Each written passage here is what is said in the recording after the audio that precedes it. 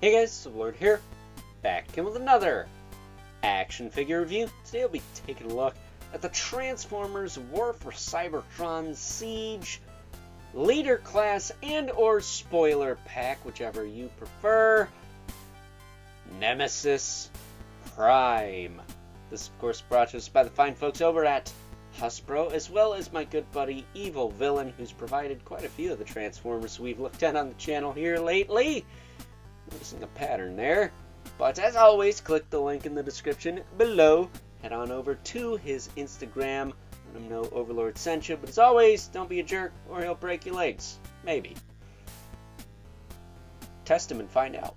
But at any rate, this is one of the first Nemesis Prime figures I own.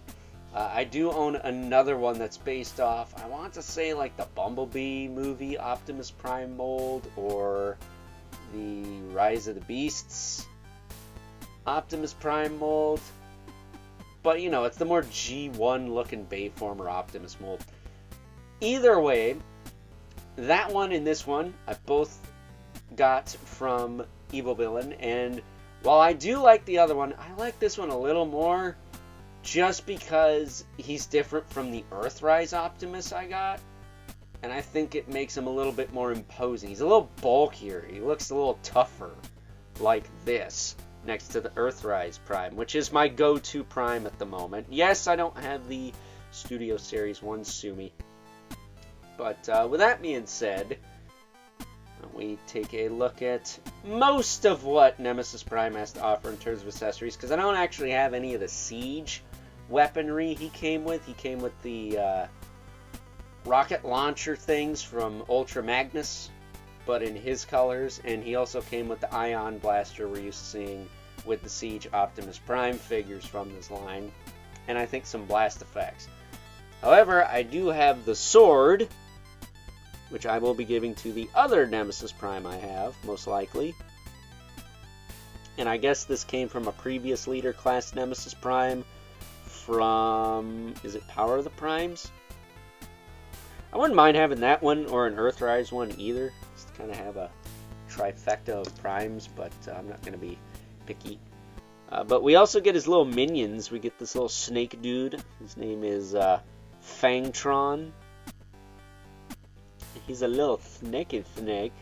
You can move there, move here, you can bend here, a couple places, as well as in his head.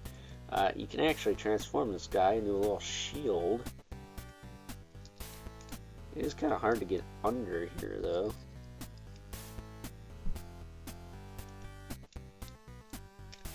There we go. Straighten that out. And you collapse this, and voila, you have a shield. Or, you know, a bridge for one of your city type characters. That's why it's got the little clips on there. But that's pretty cool. I dig that. And we also have Geezer, which is a weird name for a robot bird. His transformation's pretty simple. You just collapse this and that, and you got a sword. I heard a loud bang. I don't know if I want to know what that is. Was. But we got this big sword here. Big old honkin' buster sword. And then we have the Earthrise trailer, which has this little kickstand. You can fold up or fold down. And of course, in true Optimus Prime trailer fashion, you can open it up, and it's got all these ports and things. I don't know how you're supposed to store any of these weapons in here, because they clearly don't have, like, with the exception of this guy, they don't have, like, the right peg. Like, this doesn't have the peg, and this barely has a peg, but it's got these things sticking out the side, so you can't really do nothing with that. You do get the little medical, it's not a droid, but whatever you call this little dude here, so you can operate on the old Nemesis Prime if you want. So that's all fine and dandy. But long story short, what I chose to do with this set, first and foremost, we gotta get this back on here. Gotta get that on there. And then we close this up a little bit. I just chuck this stuff in here. There's Fangtron. There's Geezer. There's the sword. And there you go. Problem solved. I'll even fold that up so it's easier to connect to vehicle mode. But taking a closer look at Nemesis Prime himself, he doesn't have any like hidden secrets in his chest. He's kind of a pain in the nougats to get that to open. There we go. You can open his chest and yeah, there's nothing in there. You could probably put something in there. There's a big gap there, but the Earthrise one has like the Matrix. But you know, he's got a bit of a backpack going on, which doesn't stay tabbed in, really. It does and it doesn't. Kind of stinks. I wish that like snapped in and like locked in solid, but it doesn't. Other than that, though, everything else pretty much stays in place. He's got these panels on the insides of his legs. I wish those snapped in a little tighter too. But other than that, he stays together fine. I feel like he stays together in certain places better than the Siege Optimus, but in other places, not as much. But that's what happens when you reuse molds. As far as articulation goes, set a look up and down, tilt, side to side, all that fun stuff. It's on a ball joint.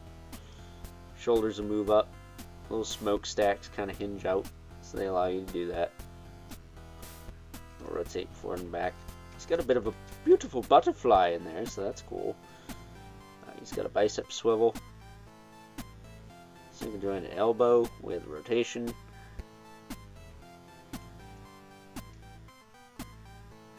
He does have a waist twist. Which only wants to go one way? What? Oh, there we go. He's got a waist twist. Pop that arm up. His hips will kick out, back down. Thigh cut, works fine. Knee swivel, kick forward and back. Single knee, a little loose. It's not the tightest thing on this guy, but I've had worse. He does have ankle tilt, not really any forward and back, so a little hindered in articulation. But you know, we've come a long way since this mold. It's just I like the Siege line personally. It's G1, but it's not straight up G1. It's like Cybertronian mode G1. And I think that's what makes it stand out, at least to me. That, and I have a lot of figures from this line, so maybe that's why I'm biased towards it. But either way, standing him up there. Let's bring in our two regulars. We got the Mythic Legions, Rothamundibulith,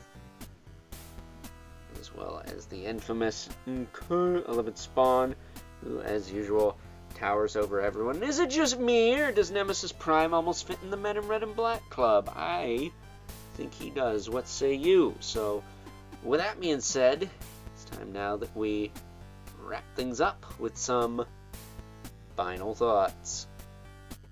Overall, and as I said before, I feel the same way about good old Nemesis Prime that I do the initial Siege Voyager class Optimus Prime, in that I like it a lot.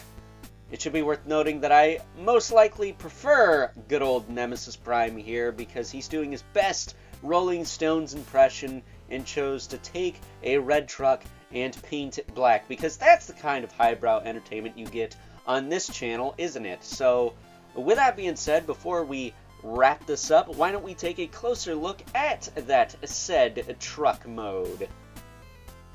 And as promised, here we have good old Nemesis Prime in his, I'm guessing, Cybertronian truck mode. Not quite sure if this was a thing in G1 or not, but I'm more than willing to bet that it was a thing developed for the toy line, but I digress.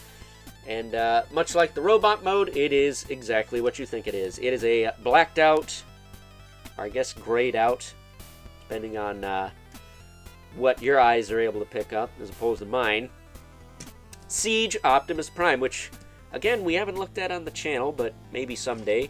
But, of course, he can roll back and forth just fine. While he has some ports and things here, you can't really store a lot of the weapons on him. So I just kind of chuck him in the trailer. You can hear him rattling around in there. It's a free show. What do you want? But, of course, you can attach this trailer to the truck, and it rolls around just fine like that as well.